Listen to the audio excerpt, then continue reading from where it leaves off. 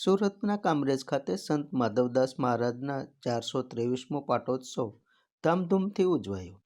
કામરેજના સીમાડી મુકામે સંત શ્રી માધવદાસ મહારાજના જીવન સમાધિના 423મો પાટોત્સવ ભારે ધામધૂમથી ઉજવાયો હતો.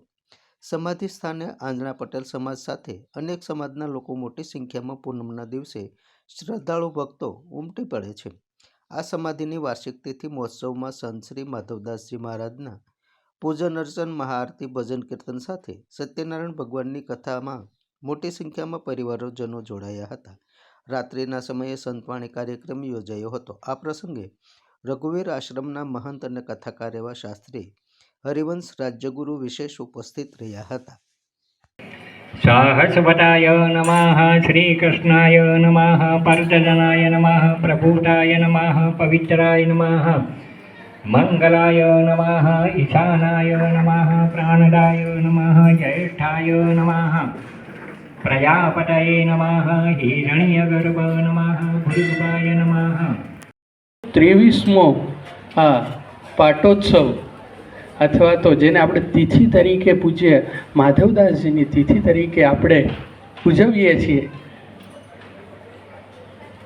જ્યારે આશ્રમે આમંત્રણ આપવા આવ્યા એની સાથે એક પુસ્તક ખૂબ સુંદર મંડળ દ્વારા બનાવવામાં આવ્યું છે અને એમાં જે માધવદાસજીનું ચરિત્ર છે એ એકવાર ચોક્કસ આપ બધાને એવી મારી પ્રાર્થના છે કે વાંચજો. કેમ? કારણ કે ચરિત્રમાં એવા સુંદર માધવદાસજીના જીવનનું વર્ણન બતાવવામાં આવ્યું છે કે સત્સંગ એનું જીવનમાં શું મહત્ત્વ છે, સંતો તો સંતોના આશીર્વાદનું જીવનમાં શું મહત્ત્વ છે.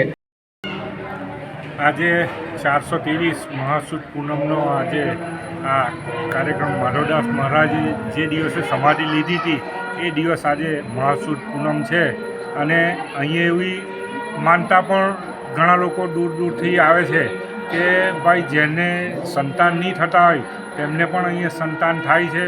માધવદાસ મહારાજના પરચાઓ પણ સમયે અહીંયા નિરંતર તમને જોવા મળે છે.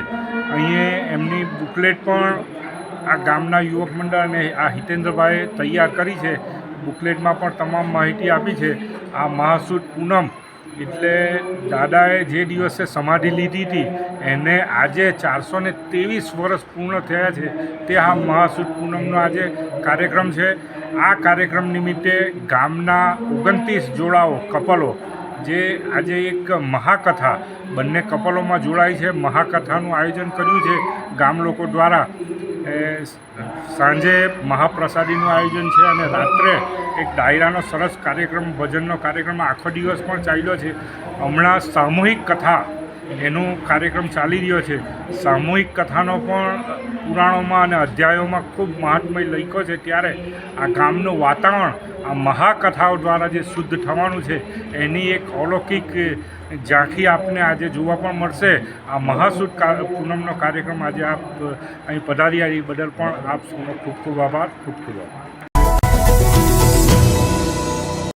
સમાજ માટે, સત્ય માટે, સત્યપૂર્ણ સમાચાર પ્રસારણ આપના મોબાઈલ પર તરત જ લાઈક કરો, શેર કરો અને સબસ્ક્રાઈબ પણ કરો. અને હા, ઘંટડી વગાડવાનું ન ભૂલશો. આભાર. સમાજ માટે સત્ય સાથે સત્યપૂર્ણ અહેવાલ, સમાચાર તથા જાહેરાત પ્રસારિત કરવા સંપર્ક સાધો. સત્યપુંજ સમાચાર પ્રસારણ, લબ્ધિ કોમ્પ્લેક્સ, તાલુકા પંચાયત સામે, સિહોર.